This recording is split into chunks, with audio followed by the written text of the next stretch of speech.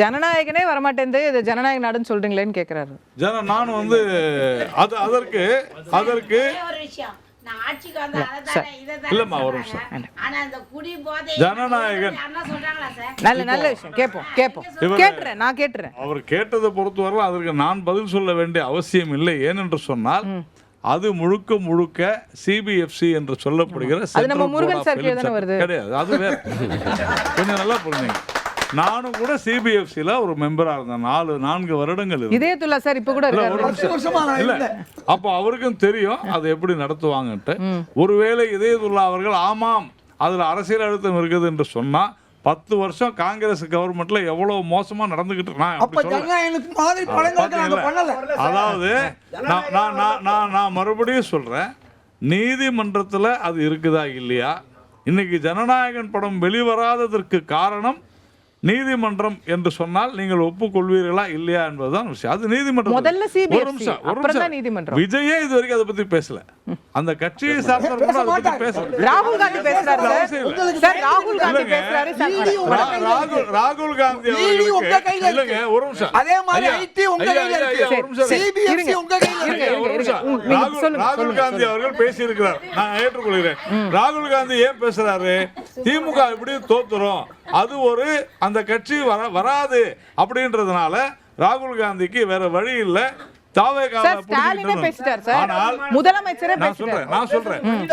ஸ்டாலினுக்கு என்ன பிரச்சனைன்னா காங்கிரஸ் ஒரு வேஸ்ட் லக்கேஜ், எல்லா மாநிலங்களும் தோத்துக்கிட்டே இருக்குது, முடிஞ்சு போச்சு காங்கிரஸ் அப்படின்றதுனால இருக்கலாம். நமக்கு தெரியாது. திமுக தீய சக்தின்னு பேசுறாங்க, அவங்களுக்கு எப்படி அவர் ஆதரவு தருவார்? இல்ல நான் சொல்வது நல்லா புரிஞ்சுங்க. திரு ஸ்டாலின் அவர்கள் பேசுவது பாஜக மீது குறை சொல்ல வேண்டும் என்று நான் மறுபடியும் சொல்கிறேன். நானும் சிபிஎஃப்சில ஒரு மெம்பரா இருந்தவன் தான். எந்த ஒரு சினிமாவுக்கும் எந்த படத்துக்கு நான் கிட்டத்தட்ட குறைந்தது ஒரு 200-300 படங்களை நான் பார்த்திருக்கிறேன். எங்களுக்கு எந்த அழுத்தமும் கிடையாது. சமுதாயத்திற்கு மக்களுக்கு அது கெடுதல் என்றால் நிறுத்துவோம், அவ்வளவுதான். ஒரு முக்கியமான தகவல்.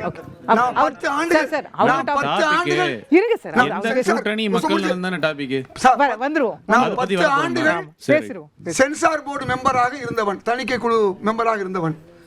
4 பேர் பார்த்துட்டாங்கன்னா அந்த படத்தை, அதுல 3 பேர் ஓகே சொன்னாலும் இந்த ஒருத்தர் சொல்லி முடிச்சுக்கிறேன் சார், நடந்ததை சொல்லி முடிச்சுக்கிறேன்.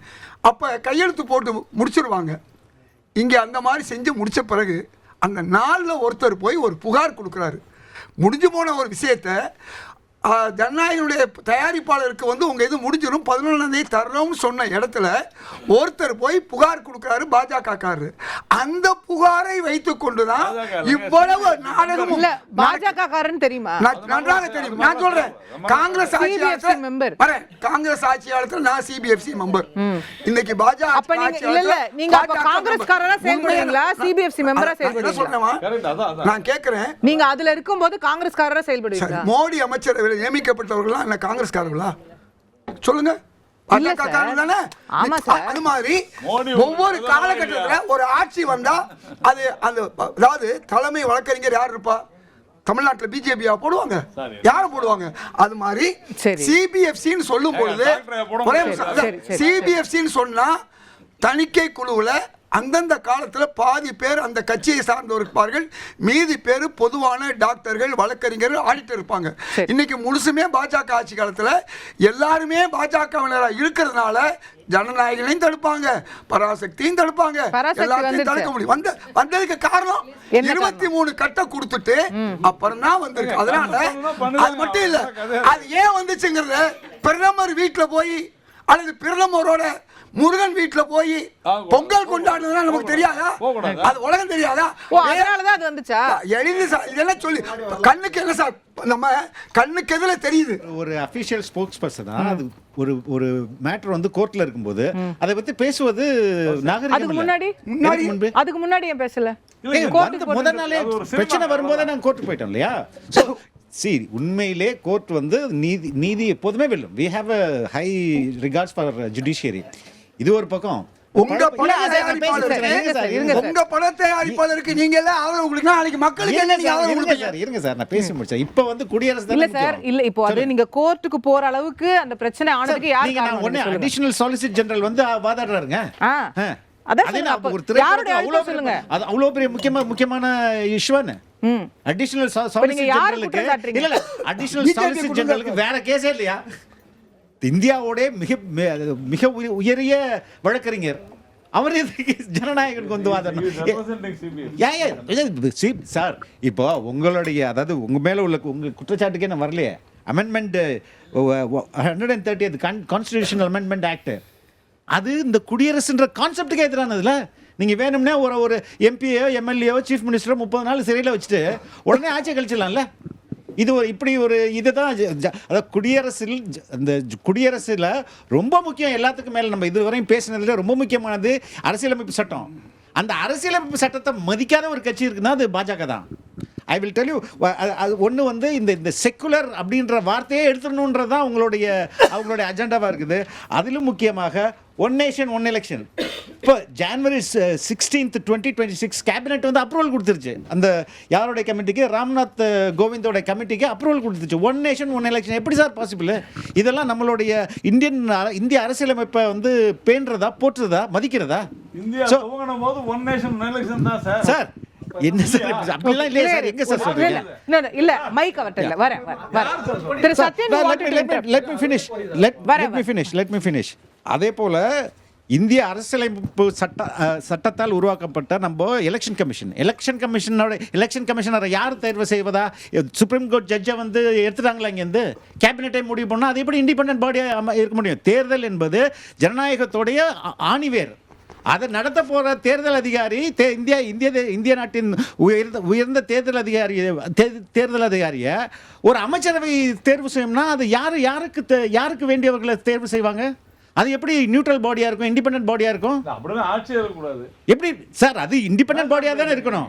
சுப்ரீம் கோர்ட் ஜட்ஜ் அவர்தான் நியமனம் பண்ணணும். நீங்க எதுக்கு சட்டம் என்ன உருவாகுது அதானே சார்? நீங்க மெஜாரிட்டியா இருக்காங்க, உங்க இஷ்டத்துக்கு சட்டத்தை உருவாக்கிக்கிறீங்க. பாஜகவும் நம்மளுடைய இந்தியன் கான்ஸ்டியூஷனை, இந்திய அரசியலமைப்பு சட்டத்தை மதிக்காமல் நடப்பதால் அதுவும் இந்த ரிப்பப்ளிக்கன் குடியரசுக்கு எதிரான ஒரு கட்சி தான். அதாவது செக்யூலர் அப்படிங்கிற ஒரு வார்த்தை எப்பொழுது இந்திய அரசியலமைப்பு சட்டத்தில் வந்து எமர்ஜென்சி போது கொண்டு வந்தது தான். ஏன்னா India is a secular country sir. அதில் ஒன்றும் மாற்று கருத்து இல்லை. அரசியலமைப்பு சட்டத்தில் என்ன சொல்லுது? யார் ஒருவர் இஸ்லாமியர் இல்லையோ, யார் ஒருவர் கிறிஸ்துவர் இல்லையோ, யார் ஒருவர் பார்சி இல்லையோ அவர் ஹிந்துன்றாங்க. அப்போ இது இந்து நாடு. இங்கே இருக்கக்கூடிய அனைவருமே இந்துக்கள் தான். இஸ்லாமியர்கள் உட்பட, கிறிஸ்தவர்கள் உட்பட அனைவருமே இந்துக்கள் அப்படிங்கிறதான். இந்தியர்கள் சொல்லுங்க, இந்தியர்கள்லாம் இந்துக்கள் இல்லைங்க. இதான் பிரச்சனையா? இந்துன்றது ஒரு மதமே இல்லைன்றது தாங்க அதனுடைய விஷயம். நான் சொல்றது கொஞ்சம் புரிஞ்சுங்க.